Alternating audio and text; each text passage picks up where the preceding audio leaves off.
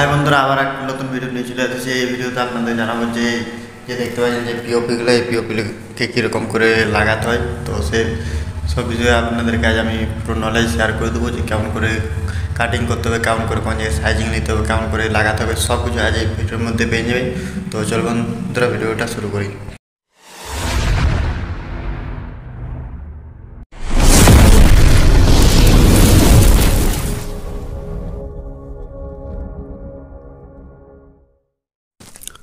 তো hi friend, পিওপিটা যে জায়গায় লাগাবে কর্নারে, সেই জায়গাতে কিন্তু ভালো করে উঠবে। সেই দাগ নিয়ে নেবেন, পিওপিটাকে বসিয়ে আমি যেরকম করে বসেছি ঠিক সেরকম করে বসিয়ে দাগ নিয়ে নেবেন।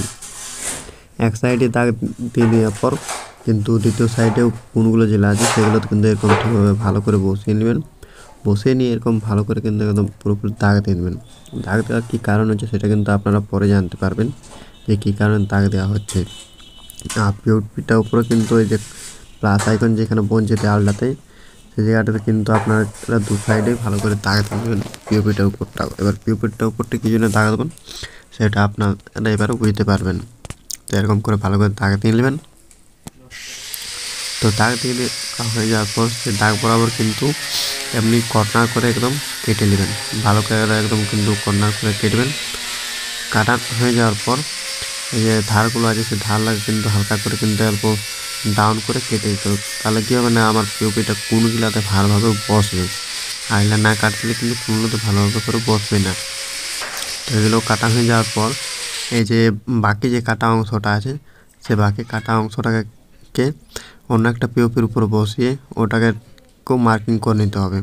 এটা কিন্তু বন্ধুরা আমাদের একটা মাপ হয়ে গেল। আর যে দাগ যে কর্নার করলাম সেটা কিন্তু মাপ হয়ে গেছে। আর ওই প্রথম যে পিওপিটা কাটলাম তার কিন্তু উল্টা সাইড করে উল্টা রকম করে এটাকে কাটতে হবে, তবে কিন্তু আমার দু সাইডে কর্নারগুলো হয়ে যাবে। প্রথমেরটা একটা সিধা কাটবেন, দ্বিতীয়টা উল্টা করে কাটবেন, তাহলে কিন্তু আপনার একদম পারফেক্টভাবে কোনগুলো মিলে যাবেন। আমি যেরকম করে কাটছি আপনারা কিন্তু সেরকম করে কাটবেন। আর হ্যাঁ, গ্যারেন্টার চালানোর সময় কিন্তু খুবই সাবধানভাবে চালাবেন, একদম পুরো সেফটি নিয়ে। কারণ গ্যারেন্টার চালানোর সময় কিন্তু পুরো ঝাটকা মারে অনেক, তাই কিন্তু ভালো করে চালাবেন। আর এটার কিন্তু যে ধারটাই সেটা কিন্তু হালকা তেলসা করে কিন্তু ভেতর দিকটা লেভেল করে দেবেন। এরপর এটা দেয়ালটাতে যে দাগগুলো দিয়েছিলাম সেই দাগগুলো বরাবর মিলিয়ে নিয়ে ছোট্ট তেল দিয়ে কিন্তু দুটো ছিদ্র করে নেবেন। একটা কিন্তু দেয়ালটাতে, একটা যে ঢালাইটা এই ছাদের সেই ঢালাইটাতে দুটো ছিদ্র করে নিলে কিন্তু আপনার বেশ হয়ে যাবে। এরপর যেটা করতে হবে সেটা কিন্তু বড় ড্রিল মেশিন একটা নিয়ে হ্যামার যেগুলো আছে সেগুলো দিয়ে কিন্তু ভালো করে একদম দুটো ফুটো করে নিতে হবে একটা দেয়ালটাতে। আর একটা ছাদের যে ঢালাইটাতে যেটা ছোটো ড্রিল দিয়ে দাগ মারলাম সেই দাগগুলো কিন্তু বরাবর একদম দুটোতেই ড্রিল করে নেবেন। আমার প্রথমে একটা দেয়ালটা করা হয়ে গিয়েছে, এরপর কিন্তু আমি ছাদেরটাকে করে নিচ্ছি। কিন্তু ড্রিলিং করা হয়ে গেলে আপনারা পিওপিটা ভালো করে লাগিয়ে নেবেন। তো আমার ড্রিল করা হয়ে গেছে। এরপরে যে নিপুলটা আছে 1.5 ইঞ্চি সাইজের যে নিপুলটা 1.5 ইঞ্চ, সেই নিপুলগুলো ভালো করে হালকা কিন্তু টকটা কেটে নিয়ে আর লাগিয়ে দেবেন। ছাদেরটা কিন্তু না কাটতে গেলে এমনিতে পুরোটা ঢুকতে বুঝেন, তাই অল্প কেটে নেবেন, তাহলে আপনাদের ইজিলি ঢুকে যাবে। যে দাগগুলো দিয়েছিলাম সেই দাগগুলোর কিন্তু ভালো করে মিলিয়ে যে দুটো ছিদ্র করে নিজে নিপুলে লাগালাম সেটা কিন্তু ভালো করে 1.5 ইঞ্চি সাইজের স্ক্রু কিন্তু দুটোতে কিন্তু ভালো করে দিই।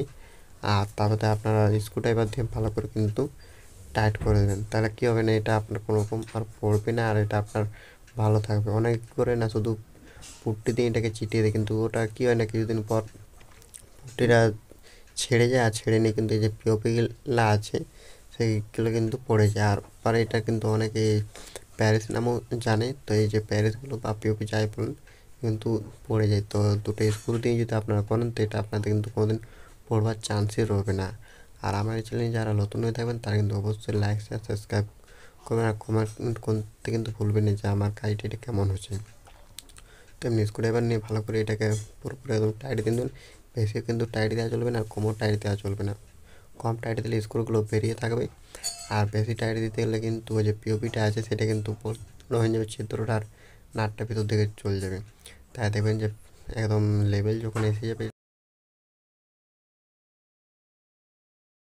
যে পিওপিটা আছে পিওপিটার একদম লেভেল এসে যাবে স্ক্রুটা, সেই টাইম কিন্তু আপনারা ছেড়ে দেবেন। তো আমার এটা লাগানো কমপ্লিট হয়ে গিয়েছে। এরপর যে দ্বিতীয় সাইডে যেটা আছে ঠিক একই প্রসেসে কিন্তু ছোটো ড্রিল নিয়ে দুটো ছিদ্র করে নিয়ে ভালো করে যে দাগগুলো দিয়েছিলাম সেই দাগগুলোতে ভালো করে বসিয়ে দুটো ছিদ্র করে নেবো একটা দেওয়ালে, আর ওপরটা কিন্তু ঢালাই, যে ছাদের ঢালাই আছে। এরপর বড় ড্রিল মেশিন নিয়ে যে হ্যামারগুলো আছে সেগুলোতে করে কিন্তু ঠিক একই রকম করে আগেরটা যেমনি করে আমরা ছিদ্র করলাম সেরকম করে দুটোতেই ছিদ্র করে দেবো, একটা ছাদে আর একটা আপনার দেয়ালে। তো আমার দুটোতেই ছিদ্র করা হয়ে গেছে। এরপর যে নিপুল আছে সেই নিপুলটাকে আমি ভালো করে দুটাতে লাগিয়ে দেবো। আমি অলরেডি আগে কেটে নিয়েছি। নিপুলগুলোকে লাগা হয়ে যাওয়ার বাদ যে দাগগুলো দিয়েছি সেই দাগ বরাবর একদম ভালো করে মিলিয়ে নিচে স্ক্রুগুলো আছে 1.5 ইঞ্চি সাইজে, সেই 1.5 ইঞ্চি সাইজে স্ক্রুগুলোকে ভালো করে একদম টাইট করে দেবো। আপনারা অনেকে আছে বলতে পারেন যে আমি এই যে পিওপিগুলো আছে সেই পিওপিগুলোতে আমি আগে দাগ মেরে নিয়ে কিন্তু করতে পারতাম ছিদ্রটা, কিন্তু ওটা করতে গেলে কিন্তু বন্ধুরা খুব একটা ভালো হবে না, আপনাদের টানা বাঁকা কিন্তু বসবার চান্স থাকবে। আর এই পিওপিটাকে যদি আমি দেয়ালে দাগ মেরে নিয়ে আর যদি দাগ বরাবর বসিয়ে নিয়ে যদি আমি ছিদ্র করি তাহলে আমার একটা সঙ্গে দুটোতে দাগ দেওয়া হয়ে যাবে। প্রথমে তো আমার পিওপিটাও ছিদ্র হয়ে যাবে, ওটা তো দাগ পড়ে যাবে। দ্বিতীয়ত আমার দেয়ালটা তো কিন্তু দাগ পড়ে যাবে। তৃতীয়ত আমার মেপে নেওয়ার দেয়ালে কিন্তু দাগ দেওয়ার প্রয়োজন পড়বে না। তাই কিন্তু অমনি করে আপনারা করবেন, ভালো হবে। আর এবার স্ক্রুড্রাইভার দিয়ে ভালো করে কিন্তু এটাকে টাইট করে নিচ্ছি। আর যে পুনরায় ফাঁকগুলো দেখছেন সেই ফাঁকগুলো কিন্তু অল্প দেখাবে না, ওটার জন্য কী করতে সেটা আপনাদেরকে আমি দেখিয়ে দিয়েছি। তো আমি এটা কিন্তু পুরোপুরি টাইট দেওয়া হয়ে গেলো। আর এই যে ফাঁকগুলো দেখতে পাচ্ছেন সেই ফাঁকগুলোতে কিন্তু যে পুট্টি আছে সেই পুট্টি আপনারা ভালো করে অবশ্যই দিয়ে দেবেন। তা এই দেখতে পাচ্ছেন আমি এখানে পুট্টি নিয়ে নিয়েছি হাতে, সেনে নিয়ে আর ওখানে বালতিতে আমার পুট্টি রাখা আছে। তাই পুট্টিটা আমার নিয়ে যে দাগগুলো আছে যে ফাঁকগুলো আছে সেই ফাঁকগুলো কিন্তু ভালো করে একদম পুরোপুরি ভরে দিতে হবে। যে মিডলে যে ফাঁকগুলো আছে সেগুলো তো, আর যে উপরে যে নিচে যে ফাঁকগুলো দেখছেন সেই উপর নিচে ফাঁকগুলো কিন্তু ভালো করে একদম পুরোপুরি ভরে দিতে হবে, যাতে না কোনো অল্প ফাঁক থাকে, অল্প কিন্তু যাতে না কোনো খারাপ দেখায়। তো এমনি করে আমি যেমনি চিপে চিপে ভালো করে ভরে দিয়েছি তেমনি আপনারাও কিন্তু চিপে চিপে ভালো করে অবশ্যই ভরে দেবেন। তো দেখতে পাচ্ছেন খুব সুন্দরভাবে কিন্তু আমি চিপে চিপে একদম ভরে দিয়েছি, যে জায়গায় ফাঁক থাকছে সেই 2-3 বার করে আমি দিয়ে নিচ্ছি, আর কোনো রকম কিন্তু অল্প দাগ কিচ্ছু থাকবে না। তো এমনি করে আপনারা কিন্তু কাজ করবেন, খুবই ইজিলি কাজ আর খুবই ভালো। এরকম করে করতে হলে কিন্তু আপনাদের খুবই ইজিলি হবে, আর খুবই কিন্তু একটা টাইমের বাঁচত হবে। এটা কাটিং করার সময় কিন্তু আপনারা ধ্যান দেবে যাতে না অল্প কিন্তু আপনাদের ছোটো কাটিং হয়। ছোটো কাটিং হয়ে যেতে কিন্তু ফাঁকটা বড়ো থেকে যাবে। আমার এখানে একটা ছোটো কাটিং হয়েছিলো তাই কিন্তু আমার ফাঁকটা বড়ো থেকে গিয়েছিলো। তো আপনারা কিন্তু এরকম কোনো রকম ভুলটা করবেন না, একদম খুবই মাপ বরাবর কাটবেন আর এরকম করে ভালো করে পুট্টিগুলো দিয়ে নেবেন। তো পুট্টিগুলো যেগুলো আছে সেটা কিন্তু এই যে কর্নারে যেগুলো আছে কোনগুলো, সেই কোনগুলো কিন্তু একদম খুবই ভালো করে দিতে হবে পুট্টিগুলো, কারণ কোনগুলোতে একটু কোনো রকম টাইমে বেশি ভাগ থেকে যায়, একটু মাপ হয়তো এদিক ওদিক হয়ে গেলো, তাই অল্প আমাদের মাপের কারণে কিন্তু ফাঁক থেকে যায় বেশি। তো তাই লাইন কিন্তু ভালো করে পুট্টিটা দিয়ে নেবেন যাতে আপনাদের কোনো রকম দাগ কিছু থাকে না।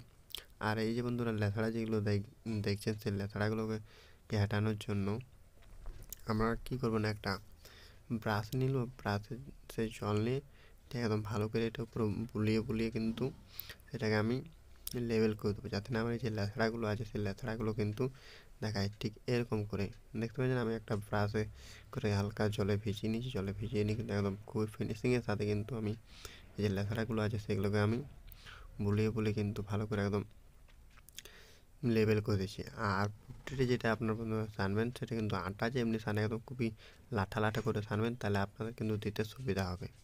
তো আমি ওরকম করে ছেড়ে নিয়েছি। আর এখানে কিন্তু যে লেথাড়াগুলো ছিল সেটা কিন্তু একদম ভালো করে ব্রাশ মেরে নিয়ে আমি লেবেল করে দিচ্ছি। আর যে ফুলগুলো আছে সেই ফুলগুলোকে ভালো করে ধ্যান দেবেন যাতে না ওই ফুলগুলো আপনাদের পুট্টিটা বেশি লেগে নিয়ে যাতে ওটা মুছে না যায়, তাই জন্য অল্প ভালো করে ধ্যান দেবেন। যে যেগুলো তো মুছে যাবে সেই যেগুলো কিন্তু আঙুলো করে কিন্তু ভালো করে লাগে হেঁটিয়ে দেবেন, তাহলে কিন্তু আপনাদের ফুলগুলো ভালো দেখাবেন। তো এখানে আমার লেগে গেছে সেটা আমি দিচ্ছি, ভালো করে ব্রাশ মেরে কিন্তু আমি এটা পুরোপুরি একদম ক্লিন করে দিচ্ছি।